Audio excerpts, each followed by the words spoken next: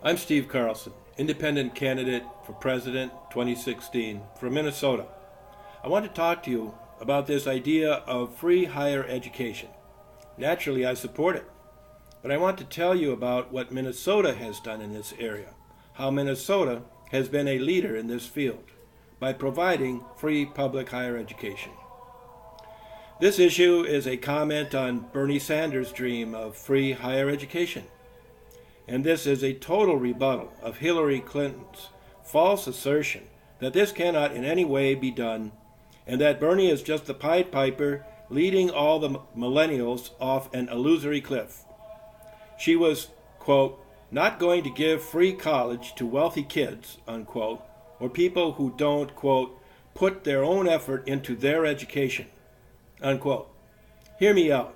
You'll see how clueless Hillary actually is and why I am the best candidate for president in 2016 on the issue of higher education. I recently tweeted out a quotation from the Minnesota Constitution. Minnesota was not founded as any socialist country or socialist state. It was part of the United States, and before it was admitted, it established free higher education. And after it was admitted, and part of the terms of admission included the incorporation of the charter into the state's constitution. So it's legit. So I want to first of all dispel this notion that it's a socialist idea, the idea that higher education in this country should be free. There are many arrangements, and as in healthcare, housing, every other aspect, we have a mix. Not everything is pure free market. Free market enriches our nation's economy, and I believe it does very much, but it is not the be-all and end-all of America. And when Minnesota organized as a state, we benefited from something called the Land Grant Act, the Morrill Act, Morrill, named after a senator from Vermont. I'll explain how this worked, and could work again. And I have not been able to review all the charters of the other states' universities and constitutions. I have reviewed Minnesota's. Now, land grant, it's a very promising idea which we should use again, right now, in the United States. I have criticized Bernie's idea of relying on the moral hazard of encouraging people to get involved in hedge funds and derivatives in the Wall Street market. Bernie's plan relies on them doing so and then agreeing to provide so much funds that we can pay all these limitless costs of America's public universities. That in itself is a moral hazard, a new kind of sin tax, because I know these people. I've served in the government with these professors and these administrators, and as much as they are dedicated to discussing knowledge and even producing new knowledge, you give them unlimited funds and they'll figure out something to do with it. Many people approach higher education as just a kind of pleasure, to become aware of the beautiful parts of American and world culture. But that is not the highest purpose, and we need to make tuition free. Now, how can we make tuition free? A combination of things. Here's one.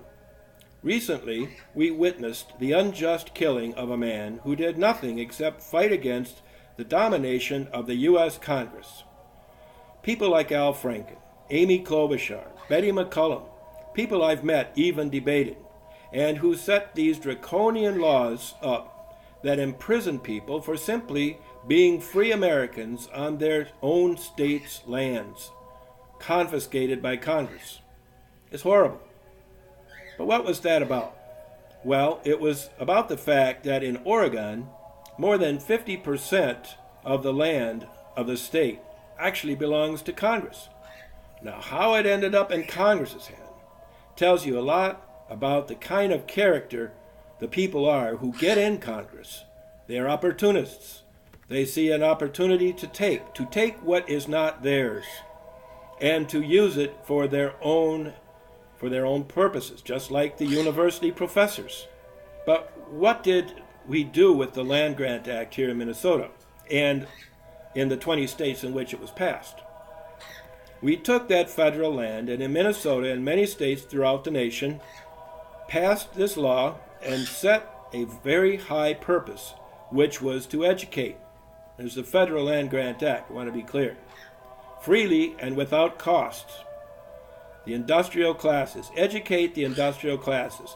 The very people who now look for some kind of an opportunity to expand their capabilities and their knowledge and to contribute to a much stronger America.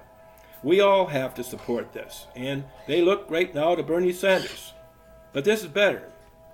Now, with all that federal land laying around out there, with Congress just pretending that that's their private reserve and that's their kind of environmentalism, is to play with federal land. Well, they were doing this with the Boundary Waters Canoe Area, the BWCA in Minnesota, with then federal Judge Miles Lord. And I discovered this when I became the local chair of the Minnesota Public Interest Research Group, MPIRG, one of the liberals' favorites, founded by the Green Party's Ralph Nader. At that time, he was organizing campuses. We also talked about taconite and its impact on Lake Superior.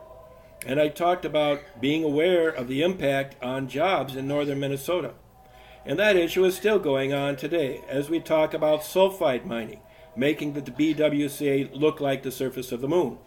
And I'm one of those people who said environmentalism should not focus only on the pristine forests of the BWCA. And this all involves the federal land I'm talking about. It most impacts Minnesotans in the cities where we're subject to pollution in air quality and water quality, and this is spread across the country. And so I felt that that was the target of environmentalism that we should be pursuing. And things slowly changed.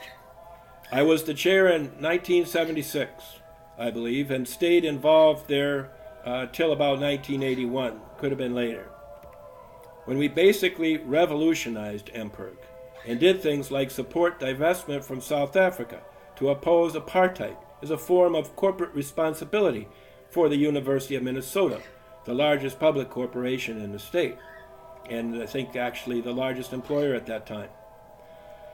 And this was long before Barack Obama ever got involved in South African divestment. It's not a black thing. It's a human rights thing. But with all this federal land lying around, we can make many land grants. And so rather than just make this available to ranchers and farmers, as we saw in Oregon and Texas, and I'm not saying we should not, that could be a very good use to develop that land. But what we want to do, I think, is to take that land and sell it or grant it in the following way: by investing it, by giving it to the states, just as they did to Minnesota, and say, this is your federal land grant. You can make it productive, and you can take the money from the sale of that land or from the development of that land, as we sometimes do in Minnesota, and you can use that with your greatest knowledge and intellect and take that money and create a university for the people, for the industrial classes, and teach them how to be farmers. That's what the original purpose of the Land Grant Act was: how to be foresters, how to be environmentalists, how to produce towns and cities and industry, transportation, get to work, develop new land, new opportunity for the people in the crowded cities. That's what we did, and that's what we should do again. And so this idea of free universities is no socialist dream. Minnesota was not socialist. The U.S. Congress was not socialist. But I have to say that dedicating that land to creating land-grant universities across this great land, at that time 20 states, which have since expanded, is far better use of that land than shooting ranchers who protest being locked up in prison for no reason, as they are being, because their fire reaches that federal land unintentionally. It's a mandatory minimum that Al Franken and his Congress have. They have to put all these people in jail and prison for 5 years. Now, Justin Morrill, he was the senator, a Republican from Bernie's state, Vermont. He's the one who penned the Land Grant Act. I don't know why Bernie hasn't thought of it, but I hope that he gives it serious consideration. There were about 20 states at that time, and it overwhelmingly passed the U.S. Senate, where Bernie sits. And it was signed into law by Abraham Lincoln, who was a third-party candidate, not from one of the two big national parties, but a new party, started in Ripon, Wisconsin, called the Republican Party. So these Republicans came up with innovative ideas to make good use of America's land and America's people, and to build on what you'll find in the Constitution, which is patents and the obvious respect that the framers had for science and technology, mechanic arts, to build a better America, to advance our quality of life, which is absolutely necessary in cold climates like Minnesota. We need to build on that. We need to expand on that. And so here's a second way we can make higher education free. Now, when I was at the University of Minnesota, I wrote the nation's first charter for a student tuition union to say to the regents of Minnesota, University of Minnesota, here's what our Constitution says, our state constitution. It says, when in the opinion of the regents, the general fund shall allow, tuition shall be without charge, free, in all the departments of the University of Minnesota for those who are residents of the territory. At that time, it was a territory which I believe included primarily the current state of Minnesota, current states of North and South Dakota. So we can do this in every state. We can bring this back. I believe that the tuition rates at the University of Minnesota today are criminal.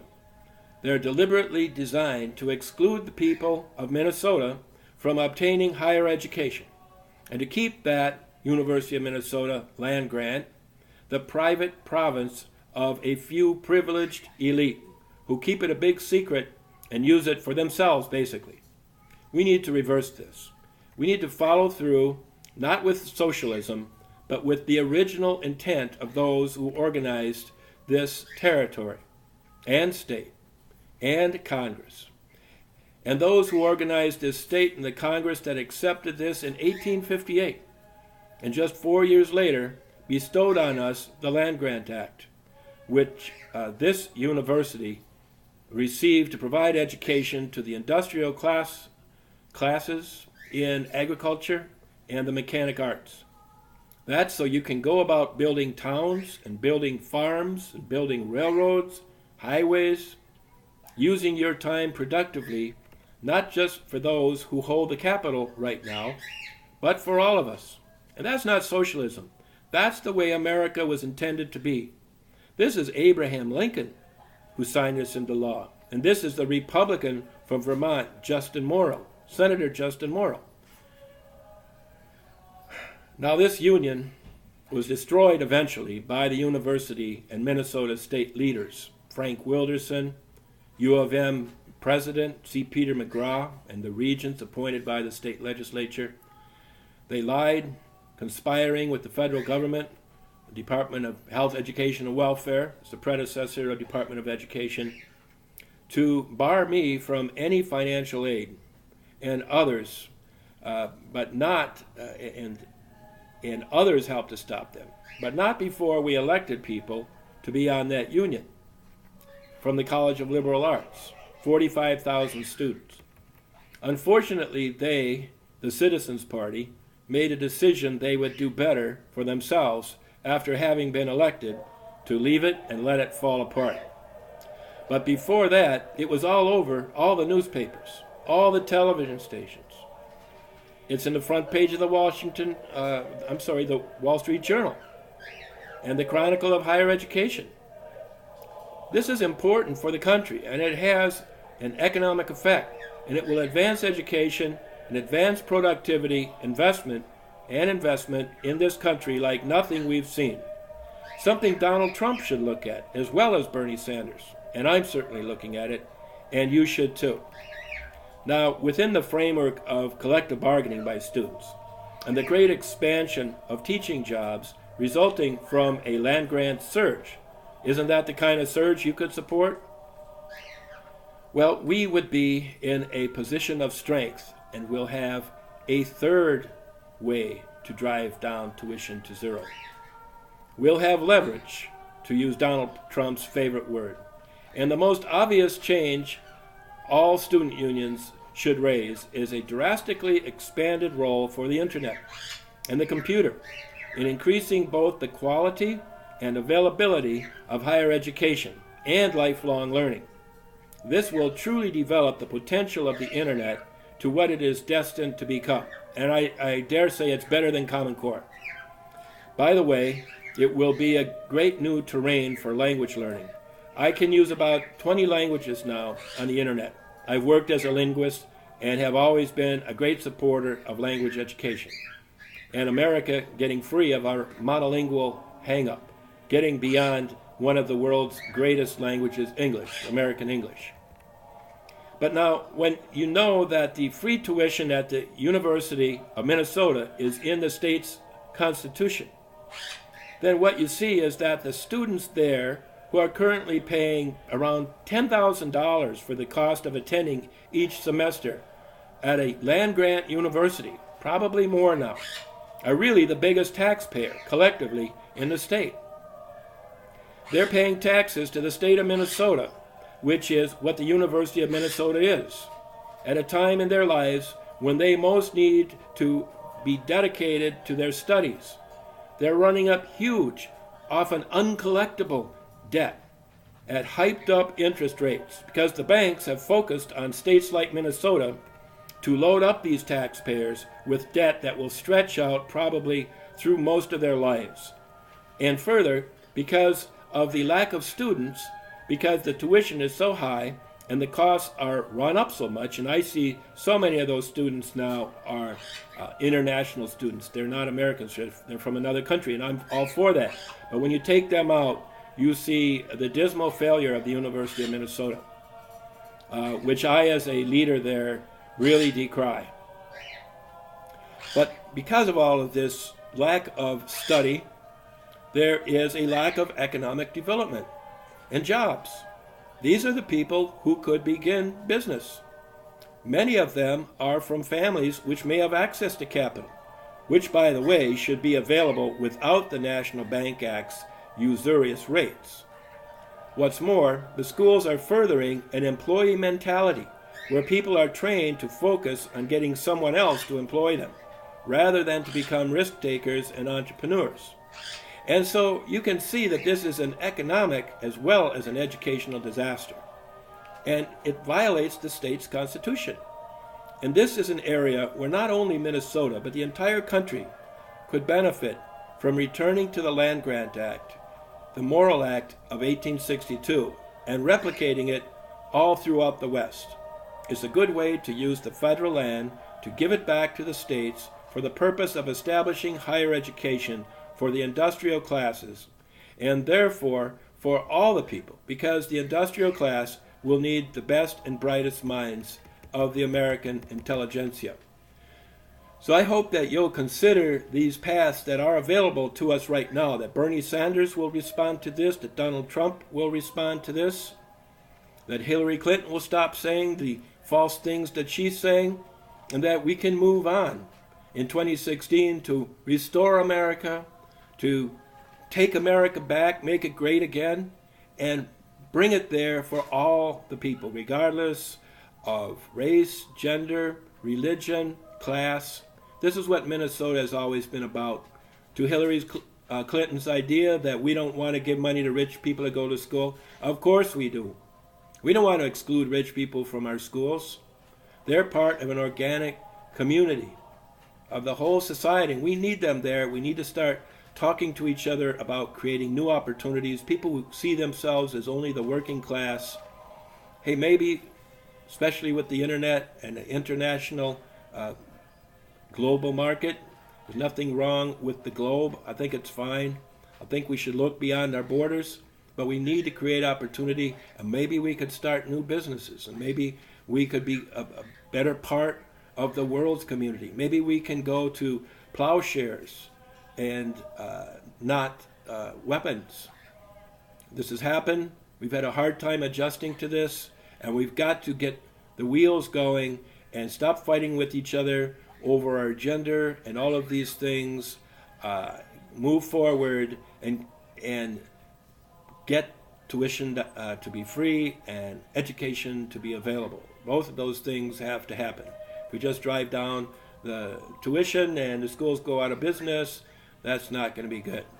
But there's no reason why we can't have land-grant universities across this country, can't use the internet, can't collectively bargain through our students with the state to realize the goal that Minnesota started way back in 1851 in the charter of the University of Minnesota, incorporated into the 1858 Constitution of the state. I'm Steve Carlson. I'm running for president. I would appreciate your vote.